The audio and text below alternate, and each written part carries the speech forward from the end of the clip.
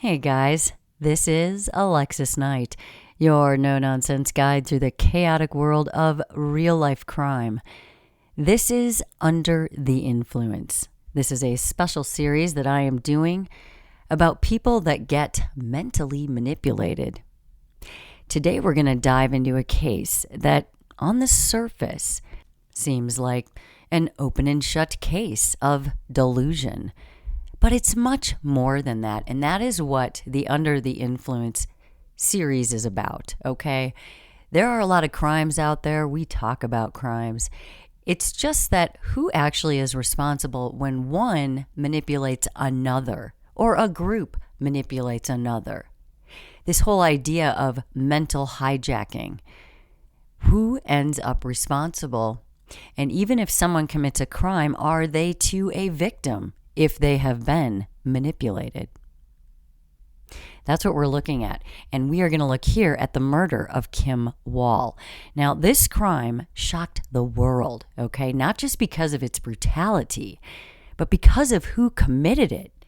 And now, while you might think you understand what happened if you are familiar with this case, we're going to take a closer look at why this case fits into our Under the Influence series. You see, people are often quick to accept that someone on their own can become completely delusional.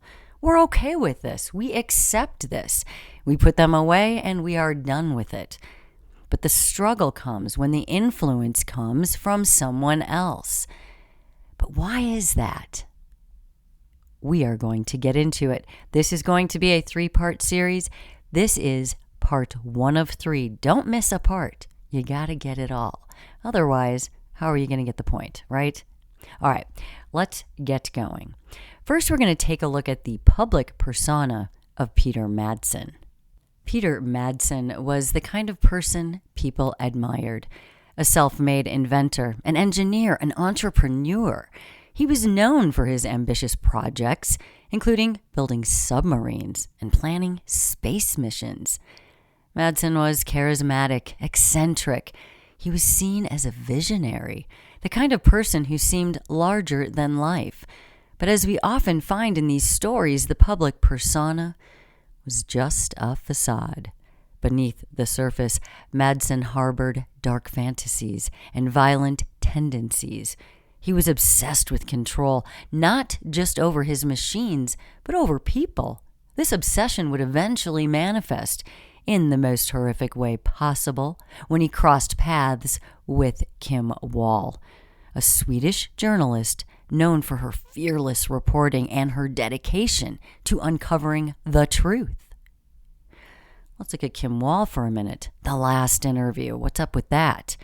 In August of 2017, Kim Wall was working on a story about Peter Madsen and his homemade submarine, the UC-3 Nautilus.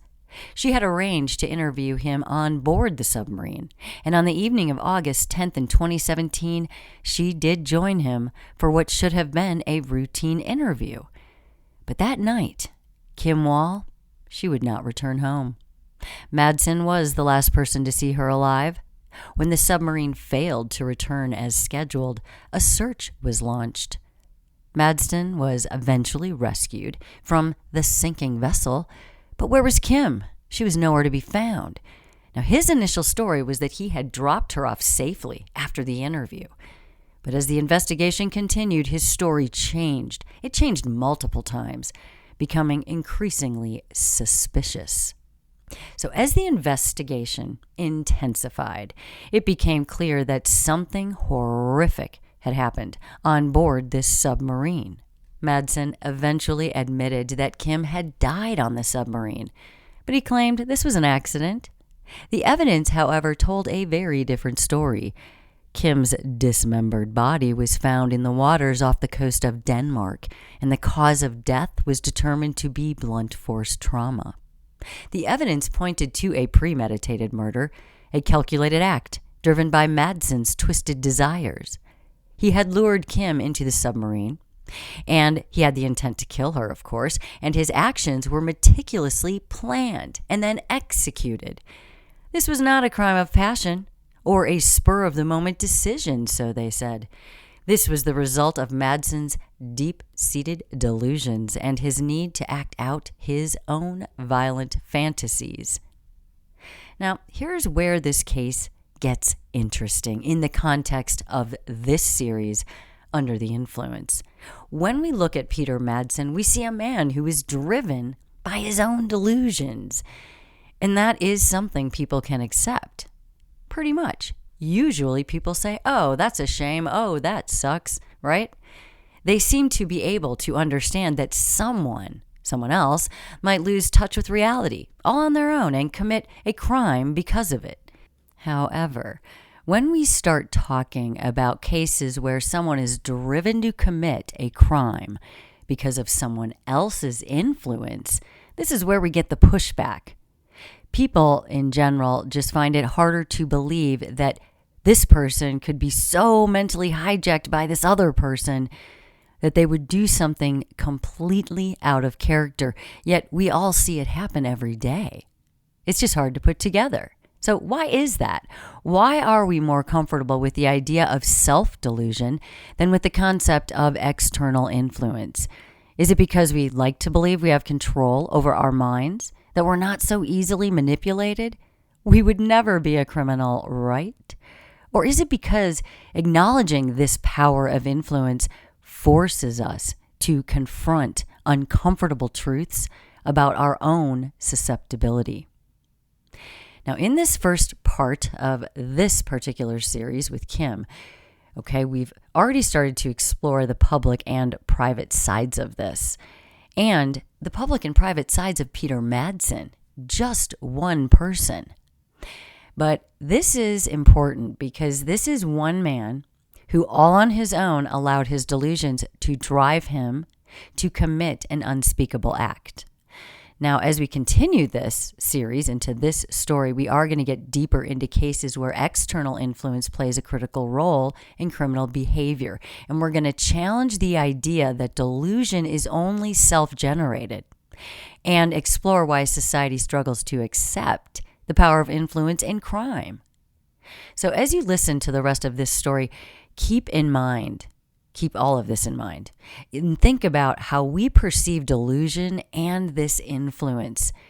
And get ready for some cases that might just challenge everything you thought you knew about what drives people to commit crimes. And that's where I will leave this episode, the first episode. In the next part, episode 2, we are going to dive deeper into this investigation. Of course, we will get into the trial that happened, where Peter Madsen's delusions were laid bare for the world to see, but nothing happened about it. And then as we wrap up the Kim Wall case, we are going to prepare for the most complex and challenging cases that are going to be coming in this series. All right, episode 1, thank you for listening. Episodes 2 and 3 to come on Kim. So stick with us. This is Alexis Knight, and you're listening to Under the Influence. Next up, episode 2, Kim Wall.